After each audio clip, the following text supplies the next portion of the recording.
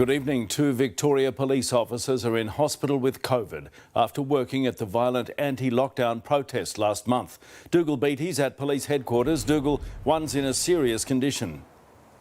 Yeah, that's right. One is seriously ill, but the good news is they are not in intensive care. Two members of Victoria Police have now contracted COVID-19. They are both in hospital after working at those unruly protests last month. We understand both officers who are sick are unvaccinated.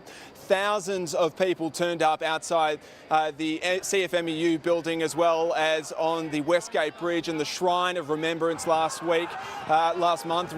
Many of them were not wearing masks. Now, this has led to 23 members from the same police station as the officers who have contracted COVID-19. They have been forced into isolation for 2 weeks.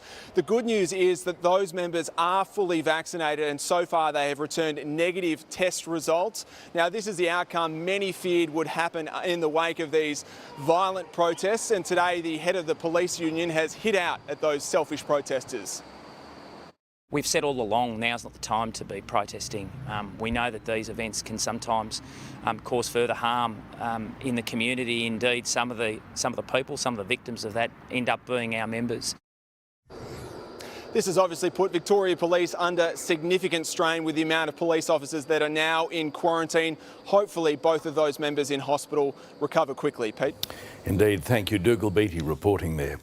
Daniel Andrews has committed to his strict roadmap as New South Wales takes big steps towards reopening. Our northern neighbours will have major freedoms restored next week after reaching 70% double dosed. But we're still nearly 3 weeks behind. Mimi Becker with the details. It's almost time to charge a glass in New South Wales, the current PM already proposing a toast. We have passed the first major milestone for Australians to start getting their lives back. New South Wales has almost reached Freedom Day, the fully vaccinated set to be back at the pub and enjoying the finer things in life from Monday. Everything family and just being able to leave the house. Having a haircut and a massage. New Premier Dominic Perrottet easing restrictions further than what was first planned. These changes today, I think, will make a real difference. We want New South Wales to open up as quickly as possible. But Daniel Andrews is staying focused on his cautious roadmap. Other states can make their own decisions. That's a matter for them. From Monday in New South Wales, up to 10 people can gather in a home, while 30 will be allowed to meet outside. While at 70% double vaxxed, no visitors are allowed in Victoria, and only 10 fully vaccinated people can meet outside. Weddings and funerals in New South Wales will be capped to 100 people, while Victorians will be limited to 50 people outdoors. Gyms will be back in New South Wales with up to 20 in a class, but will still be banned in Victoria.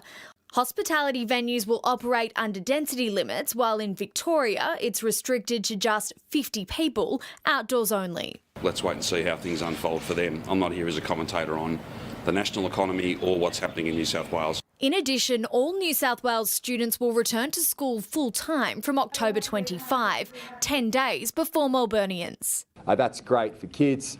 It's a major relief for parents and their sanity. In a surprise move, New South Wales has decided at 80% office workers can go mask-free, while there's no end in sight for Victorians. Our first priority is making sure that we can continue down the roadmap in a safe fashion. To all those still in lockdown, you can look at this day and say, we'll be there soon. And I know you will be.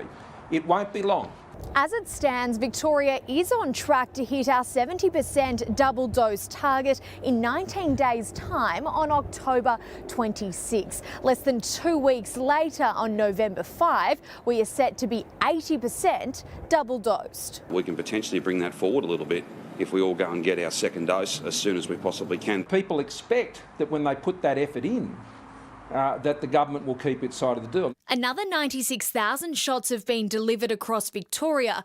84.13% of those over 16 are now single-dosed, 55.55% double. We can't endlessly suppress this. And that's why we're going to have a vaccinated economy. It's why we've got vaccination mandates. With simple pleasures well within reach. My family being able to see my 4-week-old son finally. So that's probably what I'm looking forward the most. Mimi Becker, 9 News. And Victorian health chiefs no longer consider Sydney extreme risk.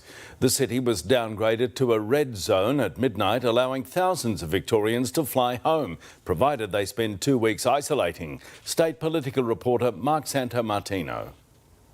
Stuck in the US, then in Sydney. It's taken 15 months, but Samuel Davies is finally home. I'm stoked, absolutely stoked. So Mum's going to be here shortly, pick me up and we'll head back up to Invergordon. The 27-year-old was among the first of thousands of Victorians who will fly straight into home quarantine after the harbour city was downgraded to a red zone at midnight. At least it's at home, so that's fine. Much of New South Wales is now an orange zone. It's 587 infections, paling in comparison to Victoria's 1,638, pushing active cases above 15,000. 10,000 of those were found in the week to Tuesday. Just 7% had received 2 jabs, 78% were unvaccinated. Sadly, 2 people lost their lives with COVID-19, a woman in her 60s from Wyndham, and a woman in her 70s from Hume. Minister Luke Donallan announcing 10 dedicated disability pop-up clinics are on their way to help people like Margarita Coppolino get vaccinated. I was so relieved that I was now in a better position to live a longer life and not worrying about being found dead in my apartment. By the end of September, 71% of Victorians on the NDIS had at least 1 shot, protecting others as much as themselves. I could never live with myself if that was the case. From 8th of October, all of Victoria's state-run vaccination centres will support people with disabilities to get vaccinated any time without a booking.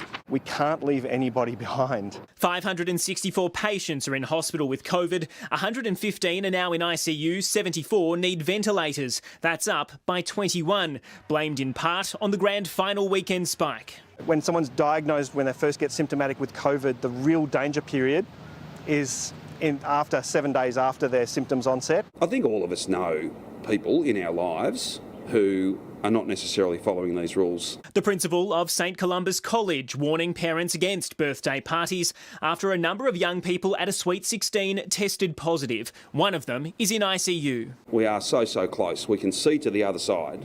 This lockdown will be over, but over when it can be over. What won't end at 70% are questions over the Premier's brokering of the 2016 firefighters' pay deal. Aren't the people of Victoria entitled to know whether their Premier is the subject of an anti-corruption commission investigation? I behave appropriately at all times. Pete, some of Labor's dirty laundry will be aired for all to see come Monday. That's when public hearings into allegations of branch stacking will start, as first revealed by 60 Minutes and The Age. Those hearings should last for around 5 weeks. We don't know who will be called to give evidence just yet, but Victoria's Anti-Corruption Commission routinely issues its witnesses with confidentiality agreements, which could explain why the Premier was unwilling and unable to answer questions over these past 2 days over the separate investigation into the UFU pay deal. Pete? Mark Santomartino reporting.